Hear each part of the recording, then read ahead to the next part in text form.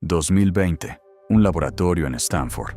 Un equipo de científicos analiza el ADN de más de 800 personas, repartidas en 17 islas del Pacífico. Buscan algo específico. No lo esperan encontrar. Y ahí está. Fragmentos de ADN sudamericano. En pleno Pacífico. A miles de kilómetros de la costa más cercana. Con una fecha que no debería ser posible. Año 1200. 292 años antes de que Colón zarpara de España. Durante 70 años, la comunidad científica se había burlado de la idea de que los polinesios hubieran tenido contacto con América antes que los europeos.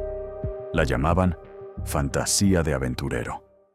Hoy en Vestigio vamos a seguir la evidencia genética que acaba de convertir esa fantasía en uno de los hallazgos más sólidos de la arqueología moderna. Para entender este hallazgo, hay que retroceder a 1947. Un explorador noruego llamado Thor Heyerdahl tenía una teoría que la academia consideraba absurda: que los antiguos sudamericanos pudieron haber cruzado el Pacífico en balsas mucho antes que cualquier europeo. Nadie le creyó, así que decidió probarlo él mismo. Construyó una balsa de troncos de balsa, sin un solo clavo de metal, siguiendo técnicas precolombinas.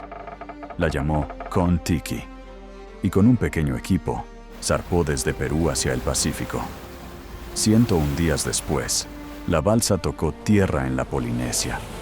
Había demostrado que el viaje era posible.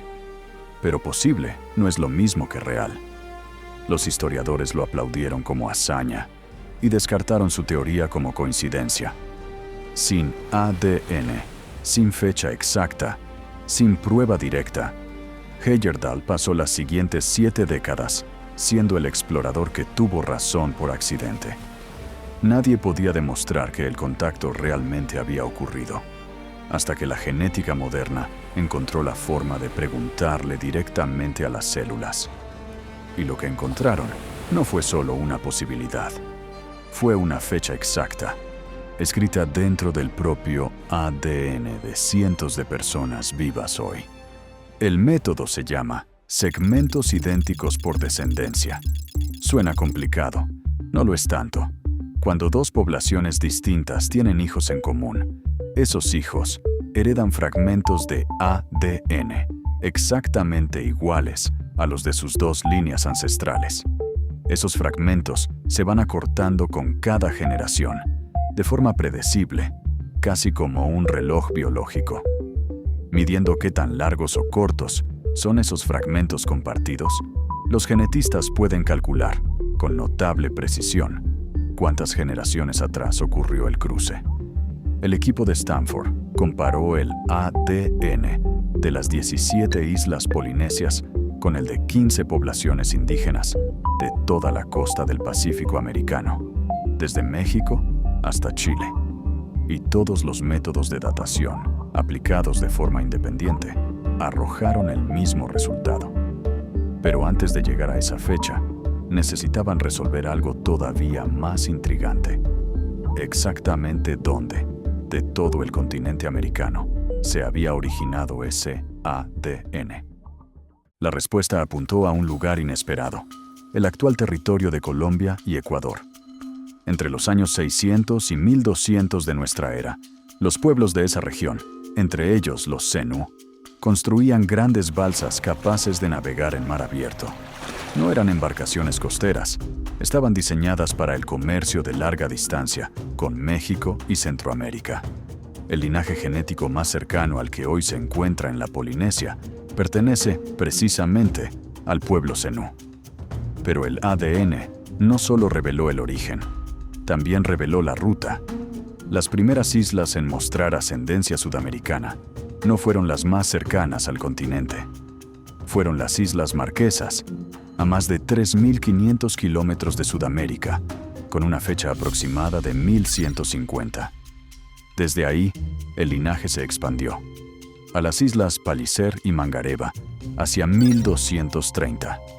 Y finalmente, sorprendentemente tarde, a Rapa Nui, la isla de Pascua, hacia 1380. Espera ese último dato porque parece un error. Rapa Nui es la isla polinesia más cercana a Sudamérica. Debería haber sido la primera en tener contacto, no la última. Los investigadores todavía no tienen una respuesta completamente cerrada para esa paradoja, pero sí tienen la fecha central que unifica todo el hallazgo. Y esa fecha es la que cambió 70 años de escepticismo académico en una sola publicación científica. Todos los métodos de datación, aplicados de forma completamente independiente entre sí, coincidieron en el mismo resultado. El contacto entre polinesios y sudamericanos ocurrió alrededor del año 1200. No es una fecha aproximada al azar. Es un promedio estadístico robusto, calculado a partir de cientos de genomas, con métodos que se verificaron unos a otros sin saber qué resultado esperaba el otro equipo. 292 años antes de Colón, 150 años antes que los vikingos abandonaran Lanceos Meadows en Norteamérica. Esto significa que, mientras Europa vivía en plena Edad Media, dos culturas separadas por el océano más grande del planeta ya se habían encontrado, mezclado y dejado una huella genética que sus descendientes llevan hasta hoy sin saberlo. Heyerdahl no vivió para ver esta confirmación. Murió en 2002, 18 años antes de que la ciencia le diera la razón. Pero si el contacto fue real, ¿por qué no se convirtió en algo permanente? ¿Por qué Sudamérica y la Polinesia no terminaron unidas por rutas comerciales estables, como sí ocurrió en otras partes del mundo antiguo? Aquí está el dato que más incomoda a los arqueólogos. Todo apunta a que fue un solo evento de contacto, no una ruta comercial sostenida. Los propios investigadores del estudio lo describen así: evidencia de un cruce compartido, no de generaciones de intercambio constante. Una posible explicación está en la escala del propio Océano Pacífico. No es como cruzar el Atlántico Norte, donde los vikingos podían usar Islandia y Groenlandia como escalas intermedias. El Pacífico es, literalmente, la mayor extensión de agua abierta del planeta. Las corrientes y los vientos que permitieron un viaje excepcional no garantizaban que pudiera repetirse con facilidad. Es posible que un grupo de navegantes sudamericanos o polinesios que llegaron hasta la costa americana y regresaron, hicieran ese cruce una sola vez, dejaran descendencia y que las generaciones siguientes simplemente no volvieran a intentar un viaje tan extremo. No hubo imperio, no hubo colonia, no hubo segunda oleada. Hubo un encuentro. Y después, silencio durante casi 800 años, hasta que el ADN de sus descendientes lo delató. Empezamos este video con un laboratorio y un resultado que no debería existir. Terminamos entendiendo que, 70 años antes de tener la prueba, un explorador solitario ya había cruzado el mismo océano con una balsa de troncos para demostrar que era posible. Pero esto deja el mapa de quién llegó primero a América todavía más abierto de lo que pensábamos. Vikingos en el norte, polinesios en el sur y el oeste. Y todavía queda la teoría más controvertida de todas. Mapas chinos que algunos investigadores aseguran que muestran la costa americana un siglo antes que cualquier expedición europea. Una teoría que, a diferencia de las dos anteriores, la mayoría de los historiadores académicos rechaza abiertamente.